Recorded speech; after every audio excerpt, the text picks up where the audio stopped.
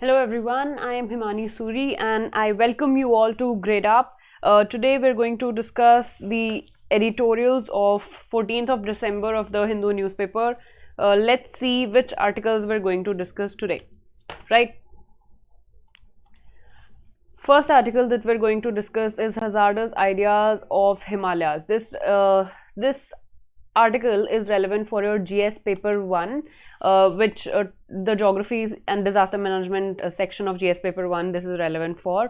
This article basically talks about a sort of a competition which is there between China and India, which is talking about that China is also trying to build more dams in Himalayas, and so is India doing. Right, so we'll be discussing about this, whether it is good, what is bad, what are the pros, what are the cons about that. Then second article that we'll be discussing is about innovation for cleaner air related to pollution, GS paper 3, environment topic. Okay, so here we'll be taking up the steps which have been taken by government, what has already been done, what more needs to be done, some problems and solution part we'll be discussing. Okay, so without any further delay, let's get started with today's session, guys. In this first article, first of all, we're taking the pollution one. In this first article, it says that in last 10 years, Indian government has made significant progress in monitoring air pollution. What sort of significant progress? What has been done? It says with the help of 250 continuous ambient air quality monitoring station and nearly 800 ambient air quality monitoring stations operating. What does that mean? Sorry, this is air. This is air. Okay. So the idea is that government has already taken so many steps with this regard. What are the steps which have been taken by government? First of all, the first and foremost thing, let's see the steps. Okay, so the first and foremost thing is awareness. Awareness has increased at a very larger scale about pollution. Earlier people did not used to pay as much heed to pollution as an issue. Earlier people did not used to think about what is this particulate matter, what are these pollutants, what is why do we need to wear masks, why we cannot burn organic matter, all these things. But now people have become more aware about this thing. Yes, now people have become more aware about this thing. So this is one. Then now that we have National Air Quality Index, your NAQI, after coming of a National Air Quality Index, there has been a huge awareness about what are the pollutants and what are the sources of pollution, from where we get the emissions. All these things have come to the common knowledge of the common man, right? So when these things come under common awareness of people, they tend to become more vigilant and they tend to become more cautious about things, right? So that is why people have started using masks. People have started using alternatives, like if you have a petrol vehicle, so there are people who have shifted from petrol to CNG or diesel to CNG, right? What more have been done? More and more air quality monitoring stations. More and more air quality monitoring stations have become operational. More than 800 such stations are already operating. So this is one step which has been taken, right? Then I'd better hide myself over here so that I can write. Okay, what are the other steps which have been taken? Let's see. So in 2020 and 2021, in 2020 and 21 budget, especially in 2020-21 budget, more money was allocated to take preventive action, more preventive action to curb the pollution, especially in the cities which have population of more than 10 lakh. In cities which have population of more than 10 lakh, in such cities, government has become even more vigilant for taking steps, right? So this is one thing that has been done. What more? Government has already jumped to from BS4 to BS6 engines, right? BS4 to BS6 norms, right? So there are better engines under BS6 norms which are used. In these BS6 norms, the engines have they emit lesser pollutants, right? So this is one thing. Let's see what are the other steps taken by the government. Yeah, in budget 2020-21, the allocation of amount has increased from 2018 for the population above 1 million, right? So this is something I've already told you, BS4 to BS6. One more thing which has been done here is the fifth step, I would say, is setting up of Commission for Air Quality Management. Commission for Air Quality Management. This commission was recently set up, which talks about, or which gives the penal provisions or what penalties should be applied to the people who are polluting the environment, and also it gives recommendations to how to reduce pollutions, right? So recommendations of prevention and recommendations of penalty are both given by this commission. Now moreover, over and above, government is promoting e-vehicles, right? E-vehicles has become a new normal when you have to prevent the pollution, right? So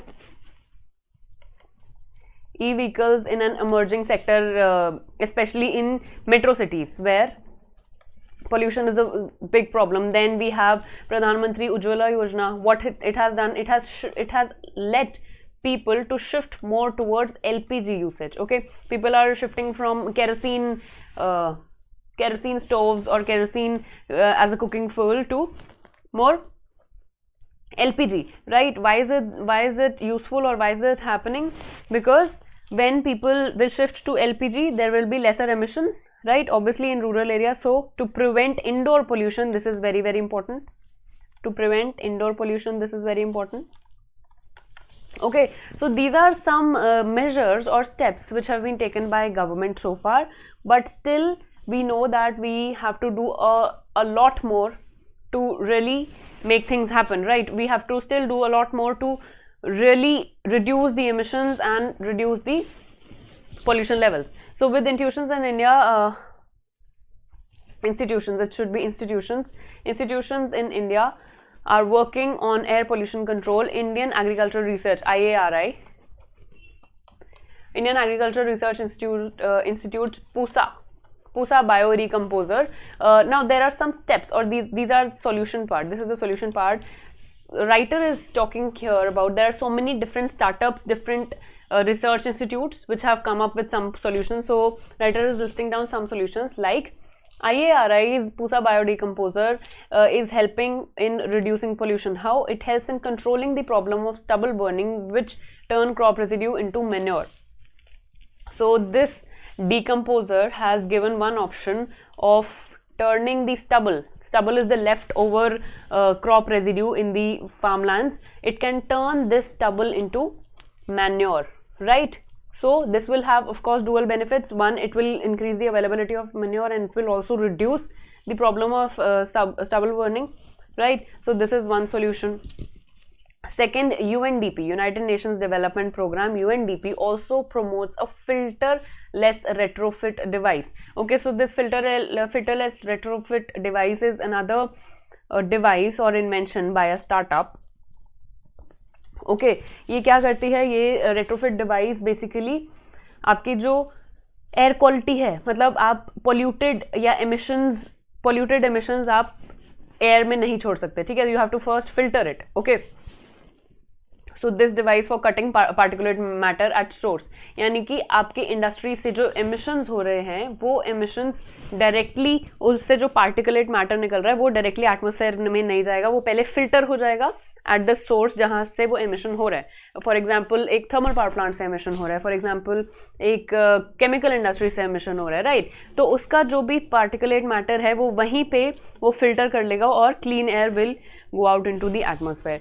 फिर एक और चीज़ है which you can see that UNDP introduced a nature-based solution. What is this nature-based solution? अगर आपने सुना हो, if you have heard about mangroves,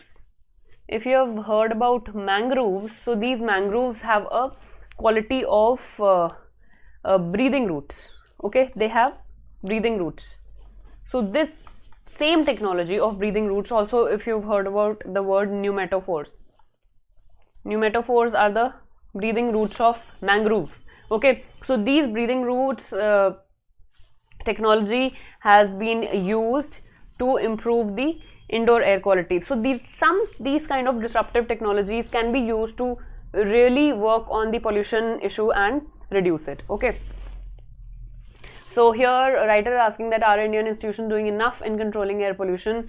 So we've already seen that this PUSA biodecomposer, then UNDP has also given 2 more solutions, that at UNDP and University of Nottingham developed GeoAI platform for brick kilns. What is this GeoAI platform? This GeoAI platform, what it will do, this will identify the brick kilns. You know that brick kilns have a lot of dust coming out, a lot of fine particles coming out from the brick kilns, and these fine particles, if they come out in atmosphere, they can act as particulate matter and they can also pollute the environment at a large scale, right? So this GeoAir platform will identify brick kilns which are operating in open air from space. It can identify such brick kilns from the space, that which brick kiln, that if you are operating the kiln in a covered setup, right, so then you can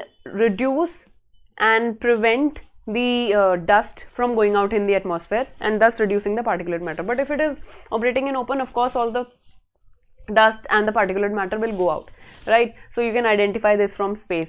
So these are some of the, like it says, in Indo-Gangetic Plain has mapped 37,000 brick manufacturing units. So this is brick manufacturing, cement manufacturing, thermal power plant. These are some major resources of major sources of pollution. Okay, so these are the challenges and some solutions we discussed. India, here writer says that it needs technological, social, legal, educational, political and institutional domains. Okay, we need a convergence. We need that all the sectors, be it technology, be it social sector, because even if you have technology, if the people are not participative, if people are not aware, still you cannot fight the problem of pollution. So you need technology advancement also, you need aware population also, you need political will also, you need better private sector also, who is just not profit oriented and has some regard of the ecological balance, right? So you need a multi-pronged effort, you need multi-pronged efforts to tackle the challenge of air pollution. So this is what is being talked about in this article. The government needs to support enterprises, especially government can incentivize such startups or enterprises which can solve the problem of pollution. So government needs to support them. They need to come up with scalable pollution abatement technologies. Especially private sector participation is important for reducing carbon footprint to the lowest levels. Okay, so this is something we understand. बहुत ही basic सी चीज़ है कि जब तक सारे sector साथ नहीं आएंगे तब तक हम इस प्रॉब्लम से डील नहीं कर सकते, राइट? और the other thing is that इसके लिए इंसेंटिव्स की ज़रूरत है, जो स्पेशली एमएसएमईज और प्राइवेट सेक्टर्स और जो स्टार्टअप्स हैं, इनको इंसेंटिव मिलना चाहिए from the end of the government. Okay, so this was about the first article, guys. Moving on to the second article, it talks about hazardous ideas for the Himalayas. Recently, China is planning to build a major hydropower project as a part of 14th five-year plan. ठीक है, as a part of 14th five-year plan, जो China के, like India had used to have 14 five-year plans India के थे, ऐसे ही China के भी 5-year plans होते हैं. So 14th five-year plan जो है चाइना का, it will be functional from 2021 to 25. So China has said that it will be building a hydropower project, that is, it will be building a dam on Yarlung-Zangbo River, okay, in Tibet. Now, why? What is the backing? That why? What is the reasoning which China has given for this? China has said that it will give 300 billion kilowatt hour of electricity to China, and it will also help China in reducing the carbon emissions. Okay, so these are the background reasons China has given for building this dam in such a fragile region of Himalayas. Okay, so अब हम कुछ background की बात करते हैं. Let's talk about that, how how right और wrong this step is. ठीक है, ये चीज देखते हैं. देखो, writer over here is saying that not only China, over past 2 years, both India and China have become very hyperactive about building dams in these areas, because kahin na kahin isme your geopolitical aspect is also involved. So over past 2 decades there have been a tough competition between India and China to build a hydroelectric dam in ecologically fragile and seismically vulnerable area. तो अब हमें ये चीज पता है, we already know that Himalayas are highly fragile and seismically vulnerable. What does that mean? That earthquake prone to earthquakes. ठीक है, we know ये जो आपका plate boundary region है, इसमें आपके जो फोल्ड माउंटेन्स बने हैं, हिमालयाज माउंटेन्स बने हैं due to the plate interactions of Eurasian plate and Indian plate, right. So इस प्लेट बाउंड्री रीजन में बहुत ही ज्यादा अर्थक्वेक्स आने की चांसेस रहते हैं, राइट. सो इसलिए we need to make sure that our anthropogenic factors, our human element does not increase the chances of earthquakes, right. So already writer is talking about some of the examples like the 600 megawatt calming project on Bichom and Tenga rivers, okay, in Arunachal Pradesh, and 2000 megawatt Subhansri lower hydroelectricity project. These projects are already functional, already in work in Arunachal Pradesh on the tributaries of Brahmaputra. So this is about the Indian side of the dams. ठीक है, Indian side की बात हो रही है अब. And China already has planned 55 projects in the Tibetan region, of which 11 are already complete. Okay, so with this we understand that in such a fragile region, constructing a dam is a very large scale construction activity. So is it really feasible? So इसकी कुछ backing देते हैं. Writer gives some factual backing for this. One, writer says that 15% of earthquakes of 20th century with magnitude of more than 8, 15% of earthquakes is a very big thing. 15% of the earthquakes of whole world of 20th century came in Himalayan region, occurred in Himalayan region. So most of these earthquakes have been experienced in several parts of northeast Himalayas bend in last 100 years. Okay, so this tells us that how seismically active this region is. Okay, in 1950 there was one earthquake of magnitude 8.6. Magnitude of 8.6 is very high magnitude. Okay, on the just south of McMahon line. Which is McMahon line? All of us know about the McMahon line. It is the, if this is your Sikkim and this is your Arunachal Pradesh, so McMahon line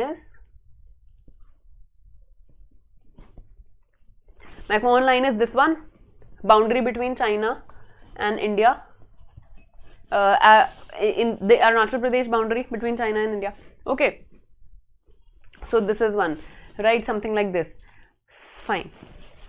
So in 1950 earthquake just south of McMahon line was of 8.6 magnitude. Then in 2015 a devastating earthquake in Nepal. This devastating earthquake of Nepal was of magnitude of 7.8 in central Nepal. Okay, 7.8 in 2015. This has damaged so many dams. This has reduced so many, basically it has damaged so many dams because so many dams were built in Nepal region which produce hydroelectric power. But 30 projects, it has damaged 30 projects with capacity of 270 megawatt. This tells us that whenever you face such a calamity, of course whatever you have built, it will get damaged. जो भी dams आपने बनाए वो damage तो होंगे ही कभी earthquake आता है तो. So the cost of that physical damage was $200 million.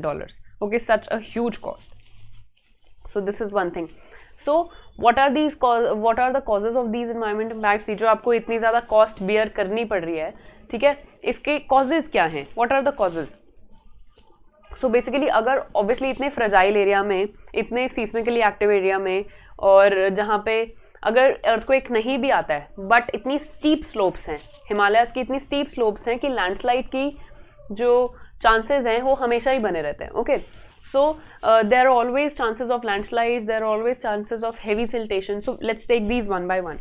Landslides क्यों हो सकते हैं? लैंडस्लाइड तब हो सकते हैं जैसे this is your this is your mountain slope, okay, ये आपकी माउंटेन स्लोप है, ये आपकी माउंटेन स्लोप है, और माउंटेन स्लोप पे पूरी वेजिटेशन थी, but due to deforestation this was completely covered by vegetation, but due to deforestation the mud, the soil, the topsoil of this mountain slope has become loose, okay, so it will have tendency to flow downwards, of course, right? So this is one major factor, deforestation and construction in mountain areas, especially in Himalayas, is a huge big factor of landslides, okay, causing landslides. Then heavy siltation. Now you have already constructed a dam. If you have already constructed a dam, let's say, okay, ये आपका पूरा आपने यहाँ पे dam construct कर दिया, and here you have the waters flowing out of the dam, and let's say this is your reservoir, okay, this is your reservoir, okay. So when this reservoir will go through heavy siltation, it will go through heavy siltation because the river which is filling this reservoir, has lot of sediment load which it is bringing with itself. Let's say, take example of Brahmaputra, it is bringing it with itself huge sediment load from Tibet, okay. So that load will get deposited, and when of course more of the sediment is getting deposited, it will reduce the capacity of the reservoir, water holding capacity of the reservoir. This is one major problem with the dams, especially in Himalayan regions, because Himalayan regions, the rivers are perennial with a huge sediment load, okay. So heavy siltation from giant landslides, heavy siltation is one major issue, and it is very difficult to remove this siltation. You need a lot of advanced technology. It is very expensive actually to remove this siltation from these dams, ठीक है. तो ये second point हमें मिलता है कि why it is not feasible or it should not be done, ठीक है, कि siltation का एक problem है. Then earthquakes तो है ही. Let's say if there's lot of siltation and someday there's flooding in the river, okay, and due to some reason dam tends to crack, और earthquake आ गया, let's say earthquake आ गया, और earthquake की वजह से God forbid the dam breaks. You can not even imagine what sort of devastation it can do when a dam breaks and all of the regions will get flooded, है ना. अगर आपने केदारनाथ का देखा हो, उत्तराखंड का अगर आपने देखा हो, तो आपको समझ आएगा कि कितना ज़्यादा मड फ्लो, कितना ज़्यादा सॉइल फ्लो हो सकता है, अर्थ फ्लो जिसको कहते हैं हम ज्योग्राफी में, राइट, हो सकता है due to these reasons, okay. So landslides, heavy siltation, earthquakes. Due to heavy siltation, water holding capacity will reduce. Deforestation, road building, over construction, all these are causes, ठीक. So these activities will get intensified as you urbanize these areas even more, okay. So what you have to do, writers इसमें solution देते हैं कि probably both all the countries of Himalayan regions, क्योंकि देखो Himalayan range क्या है, Himalayan range एक transnational mountain chain है, ठीक है. सिर्फ इंडिया और चाइना में तो नहीं है हिमालय, नेपाल में भी है, भूटान में भी है ना.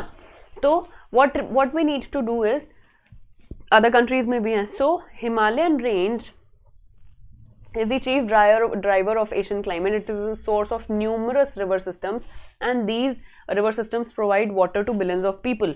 So we need to make sure that these resources and these blessings should not turn into a disaster, ठीक है. This is a natural blessing for the people of India कि वो हमें cold climate से भी बचाते हैं, and they also are source of, Himalayas are also source of rivers. So we need to make sure that this blessing does not turn into a disaster. So these river systems provide a lot of water, like we just discussed. This legacy of humanity has now become highly contentious with territorial disputes. कि जो natural ecosystem है, this has been struck by problems of territorial disputes between the nuclear powers, problems of urbanization, which are creating problems over here, right. So the need is that all the countries, especially the stakeholders, should come together, sit and have a dialogue over creating a natural reserve or transforming the roof of the world, this is how we call it, the roof of the world or the Himalayas, into a natural reserve for the sake of good of humanity, right. So this is one of the reason that we need to come together. मतलब territorial disputes and everything is secondary unless your lives are safe, unless your ecosystems are safe. Okay, so this is one solution writer says that can be done in this regard, right? This is where we discussed 2 articles today. One related to pollution, हमने देखा क्या steps लिए गए हैं और what else can be done, कौन सी disruptive technologies use करी जा सकती हैं, and second that we've discussed is about your Himalayan ecosystem and how the system is very fragile, how we need to basically take steps to reduce control over Himalayas and to make it like a natural reserve. Okay, so guys, you can join in for this Gradeup Conclave, UPSC CSE Conclave on 19th and 20th of December. We'll be calling some dignitaries and some of the IAS officers for discussion. You can join Shubham Gupta's talk, who is UPSC CSE 2019 AIR 6. Okay, so these are some sessions which will probably be very useful for you. And apart from that, if you want to subscribe to Gradeup Super, if you have any queries, you can call on this number and you can subscribe to Gradeup Super. These are our star faculty members, and you can take it for 6 months, 12 months or 24 months as per your requirements. Okay, this is where we end today's session. These are the daily free classes available to you on Gradeup app. Please take full benefit of these. Thank you so much. With this, we end today's session. Let's meet tomorrow at 12 p.m. Till then, have a great day. Bye-bye.